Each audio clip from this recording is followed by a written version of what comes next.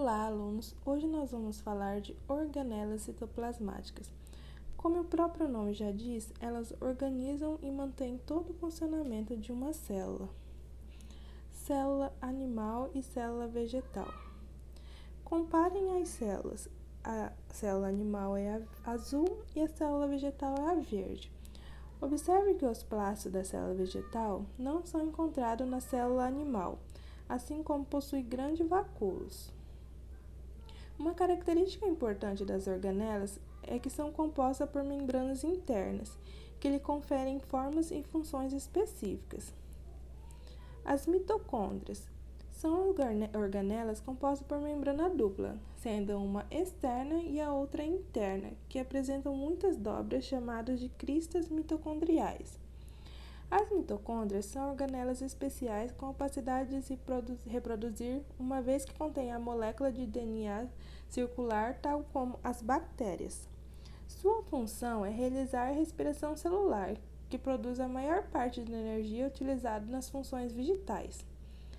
As primeiras etapas acontecem no citossol da célula e as duas últimas no ciclo de Krebs e a fosforilação oxidativa ocorrem nas suas membranas internas. O retículo endoplasmático são as organelas cujas membranas que se dobram formando sacos achatados. Existem dois tipos de retículo endoplasmático, o liso e o rugoso. Esse último possui grânulos associadas à sua membrana, o ribossomo, que lhe confere a aparência rugosa e por isso o nome. Além disso, sua membrana é contínua com a membrana externa do núcleo, o que facilita na comunicação entre eles. O retículo endoplasmático liso não tem ribossomo associado e por isso tem aparência lisa. É responsável pela reprodução de lipídios que irão compor as membranas celulares. A função principal do retículo endoplasmático rugoso é realizar a síntese proteica, além de participar do seu dobramento e transporte até outras partes da célula. O aparelho de Golgi, também chamado de complexo de Golgi ou ainda complexo golginiense, é composto de discos achatados, empilhados, formando espécie de bolsas membranosas. Suas funções são modificar, armazenar e exportar proteína na síntese do retículo endoplasmático, o rugoso, Algumas dessas proteínas são glicolizadas, ou seja, sofrem reação de adição de açúcar no retículo endoplasmático e no Golgi. O processo é completado, no caso contrário, essas proteínas podem se tornar inativas. Além disso, o aparelho Golgi produz vesículas que brotam e soltam, originando os lisossomos primários.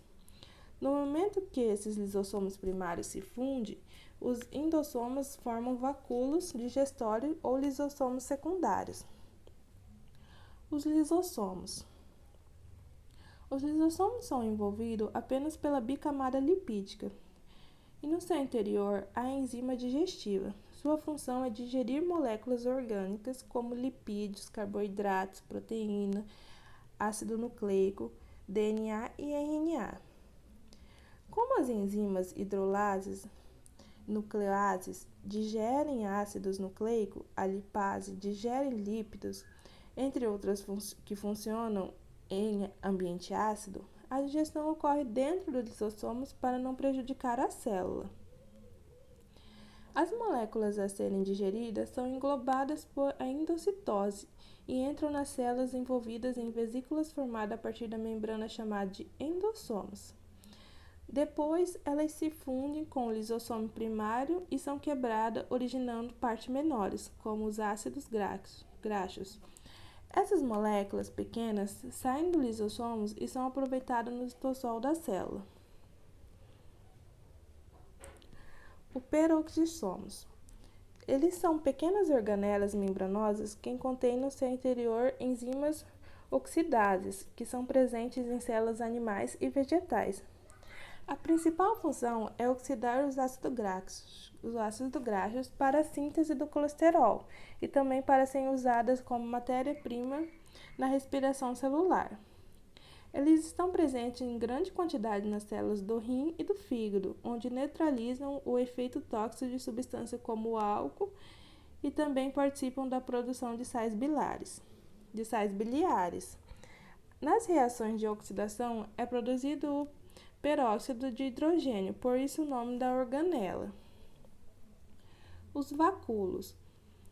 Eles são envolvidos por membranas e preenchidos com fluido de diferente citoplasma.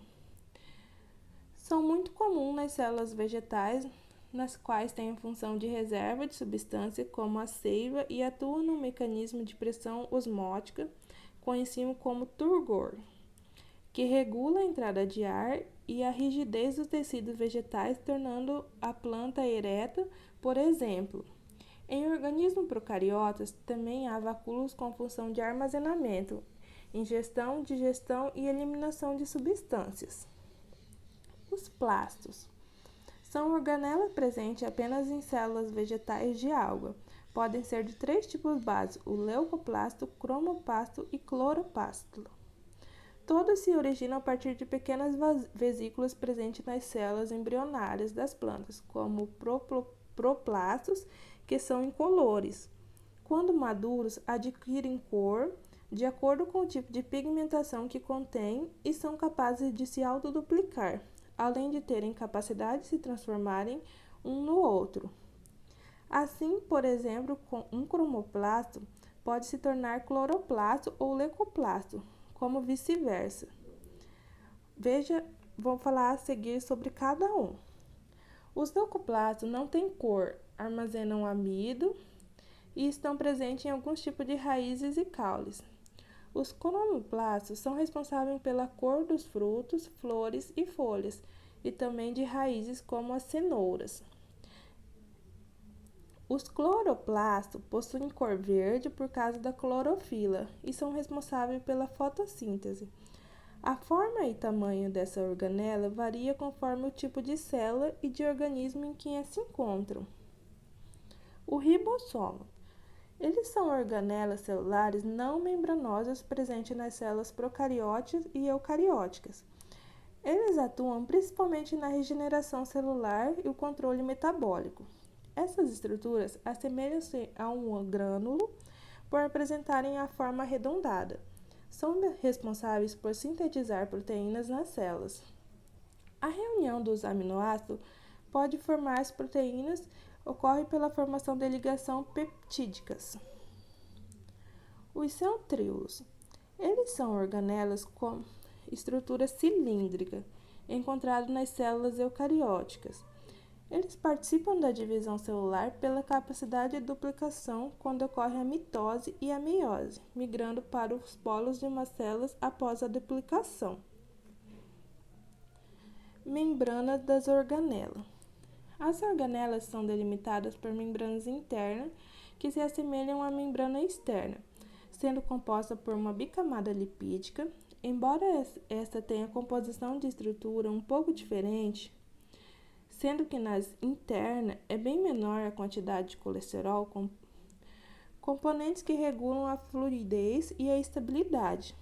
As membranas internas também regulam a entrada e saída de moléculas, através de proteínas especiais que auxiliam a passagem. Além disso, as organelas também podem permitir a entrada de moléculas do seu interior usando os mecanismos de endocitose e exocitose.